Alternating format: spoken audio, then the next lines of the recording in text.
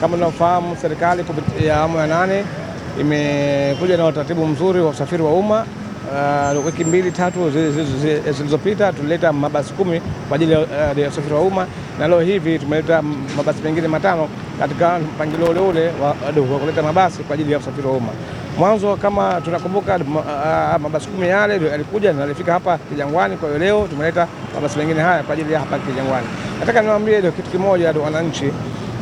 Mamlaka ya usafiri na usalama barabarani ZASRA, wao ndio wanaofahamu utaratibu mzima wa Zanzibar inatakiwa mabasi mangapi kwa mujibu wa abiria ambao wapo. Kwa hiyo sisi tunachukua maagizo kutoka wao, wanatuambia sasa hivi leteni mabasi 5 kwa ajili ya ruti hii, sasa hivi leteni mabasi fulani kwa ajili ya ruti hii. Kwa hiyo sisi kwa fadhila jamii tulete tu mabasi jambo lilofanyika, na tunaona ruti hii ndio iende mabasi mangapi na ruti hii iende mabasi mangapi. Kwa hiyo sasa hivi mpaka sasa jumla mabasi yote ni 15 ambayo yameshafika, na tafika kidogo kadri ya miundombinu itakavyomalizika.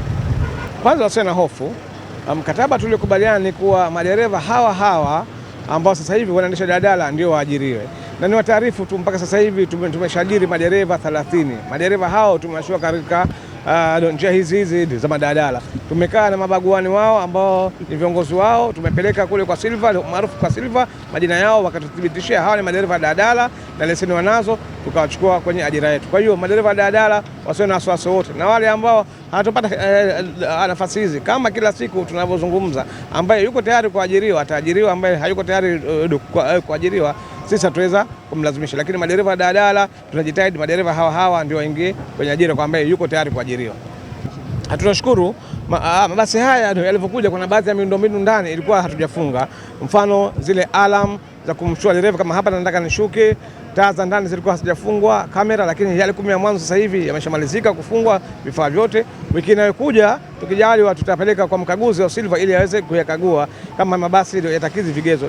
Na haya 5 ile kuja leo, kuanzia kesho tutaanza kuyafunga vifaa. Unajua haya ni mabasi ya umeme, kwa hiyo kuna baadhi ya vitu vingine vinakwenda kiautomatic, kwa hiyo lazima tuvifunge hapa, tunavitesti hapa wakati mabasi yako njiani. Kwa hiyo yale 10 ya mwanzo tayari vifaa vyote vimeshakamilika kufungwa, na haya nayo kuanzia kesho tutaanza kufunga vifaa vyote, zikiwemo taa za ndani za kumjulisha dereva kama hapa nashuka, na kamera za ndani, lakini pia kuweka matangazo kwenye viti ili abiria afahamu hapa nikae, hapa nisikae, hapa nisimame, hapa nisisimame, hii sehemu ya mtu wa mahitaji maalum, hii sehemu ya mtu mzima, hii sehemu ya kusimama. Kwa hiyo hizo alama zote tutazifunga na kuziweka ndani ya mabasi. Ndicho kitu ambacho sasa hivi kinafanyika.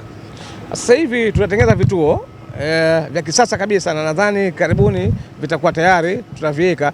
Tumekaa na mamlaka ya usafiri na usalama barabarani na kupima masafa ya kuweka vituo. Kwa hiyo tayari masafa ndio yameshapimwa, na sasa hivi hata ukipita barabarani ukiangalia njia ya airport na njia ya Buyu, sasa hivi tayari Wizara ya Mawasiliano wameanza kutengeneza zile bus bay kwa ajili ya kuweka hivyo vituo vya mabasi. Kwa hiyo kutakuwa kuna vituo maalum. Unajua huu ni usafiri mpya, kwa hiyo basi itasimama kila kituo ambacho limepangiwa litakwenda.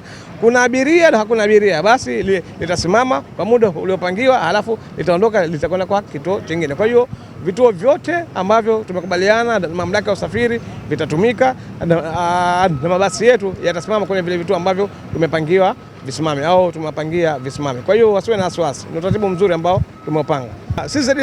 Sisi ni wawekezaji, lakini kwa vile hatuna uzoefu sana na biashara hii, tumetafuta kampuni ambayo ina uzoefu wa kutosha sana, ambayo hiyo sasa ndio itasimamia. Lakini mradi wote huu ni mradi wa serikali na utakuwa uko chini ya ZDSF. Kwa hiyo sisi ZDSF tutamsimamia huyu ambaye tumempa kazi ya kuendesha utaratibu mzima wa mabasi. Kuhusiana na nauli, kama nafahamu mamlaka ya usafiri na usalama barabarani, wao ndio wenye jukumu la kupanga nauli kwa kutumia labda masafa ya abiria.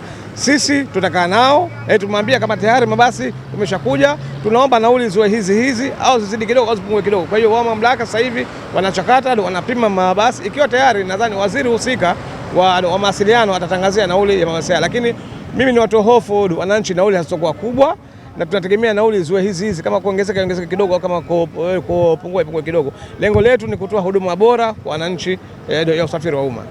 Jumla ya mabasi yote tunataka mabasi yawe 100 kwa mujibu wa study uliofanyika, lakini sasa hatuwezi kuleta mabasi yakakaa tu. Kwa hiyo tunaangalia ikiwa miundombinu imeshamalizika, mamlaka ya usafiri watasema, mfano barabara ya Chuini, mfano tu watatuambia hii barabara ya Chuini kwa mujibu wa abiria ni mabasi ambayo sasa tuleteni mabasi 20. Kwa hiyo sisi tutaleta mabasi 20, lakini jumla tunataka mkoa wa Mjini Magharibi tulete mabasi at least 100. Sasa lakini 50, 60, 70 hiyo namba itatokana na mamlaka husika ambao wao ndio watatuambia sasa hivi leteni mabasi haya kwenye ruti hii au idadi ya mabasi haya kwenye ruti hii. Kwanza kabisa namshukuru Dr. Hussein Ali Hassan Mwinyi, Rais wa Zanzibar na Mwenyekiti wa Baraza la Mapinduzi kwa kuja na mawazo haya ya kubadilisha usafiri wa umma uwe wa kisasa. Haya mambo hatujazoea. Haya mambo ni nchi nyingine kabisa. Kwanza mimi kwa dhati kabisa namshukuru Mheshimiwa Rais, lakini vile vile tunashukuru Bodi ya Mfuko wa Hifadhi ya Jamii Zanzibar. Wazo hili lilivyotolewa na Mheshimiwa Rais, sisi ZDSF kama wawekezaji tukaiomba bodi tuwekeze. Na tulivyomfuata Mheshimiwa Rais kumuomba mradi ni bora utekelezwe na Mfuko wa Hifadhi ya Jamii Zanzibar, alikubali moja kwa moja. Kwa hiyo mimi napongeza sana serikali inapotokeza fursa kama hizi, mabadiliko ya maendeleo kama haya. Sisi kama Mfuko wa Hifadhi ya Jamii tuko mbele katika kuendeleza uwekezaji huo.